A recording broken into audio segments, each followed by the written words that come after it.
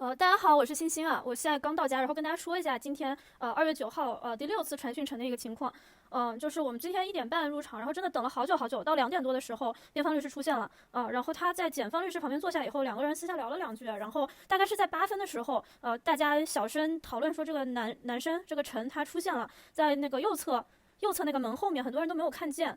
我当时觉得应该是因为那个辩方的律师他就也走到门旁边去了，然后还跟陈应该是讲了2句，然后我在那个位置刚好就看到陈。我给大家看一下他是什么样子的。不好意思，我一路跑回家，我气都喘不上来了。陈呢，他穿着这个橙色的球服，外面还有一个亮黄色的背心然后他头上呢有一个白色的硬硬的像头盔一样的东西，脖子底下还有一条带子系着不知道什么情况然后他就全程是面无表情或者说面如死灰吧。然后法官就喊了一下陈，然后陈就非常小声的说了一声 yes， 就是很轻的那种然后就问他说要不要翻译，那陈他是不想要翻译但是辩护律师还有法官后来就看那个场面都觉得说还是要吧，于是那翻译大哥就也在旁边但我们没有听他说什么然后之后也就是简单的定了一下这个 plea 的环节就是决定他认不认罪然后是在4月19号，就是说不管有没有认罪都是有这个环节的。对，今天整个过程大概就是这样。So today was our 6th court appearance, and finally, after 6 attempts, Mr. Chen finally joined us and we were able to complete his arraignment. He did not enter a plea today, but he asked to return to court, and so we are returning on Friday, April 19th at 1:30 p.m. in Department 34 to give Mr. Chen an opportunity to enter a plea. Ultimately, the pace of this case is up to Mr. Chen and his attorney, whether he wishes to fight the charges or accept responsibility. If he's not willing to accept responsibility, the DA's office is ready to move forward and prove this case to a court and a jury. I'm very limited in what I can say, given... Yeah, we all saw him today wearing a protective head covering, but beyond what we all saw, I can't comment. I'm sorry.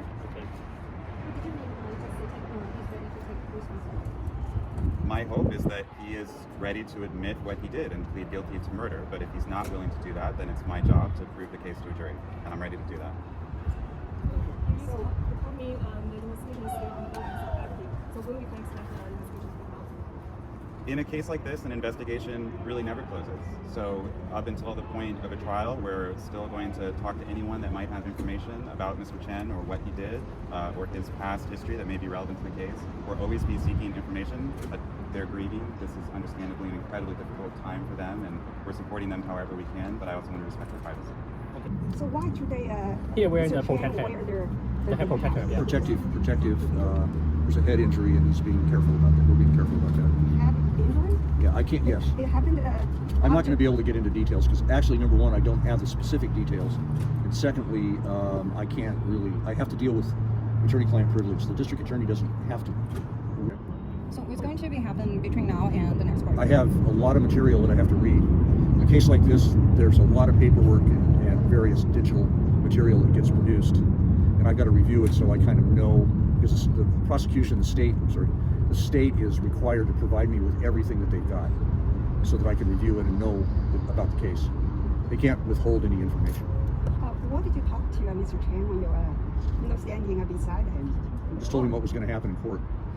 It was pretty simple. There wasn't any extended discussion. So when I talk to him, I need to do it in private, which I'm able to do in the jail. It's set up for us to be able to do that. So does Mr. Chen request the Mandarin interpreter by No, himself? he said he didn't. He speaks very good English, but the judge, as you could tell, the judge felt, and I think the judge probably was right. I had to tell the judge that he said he didn't need an interpreter, but I think the judge is being extra careful because legal language and thoughts sometimes can get confusing, even for people who are native English speakers, you know. So the judge is just being careful, which is wise. And he's a really good judge. Honestly, at this point, I'm needing to go through everything and really evaluate it to figure out what's the best approach to take from a defense point of view. And I don't know, standing here today, I don't know yet. If you know that he's being bailed because we live in Santa Cruz, Yeah, very we're very- close. If you find out he has a bail hearing, I would come and let the court know. Okay. I'm also concerned about everyone's safety in the community. Yeah. I think he's very dangerous. I think he's a flight risk. And so if he does bring that motion, I'm going to do everything I can to make sure he stays in custody. Okay.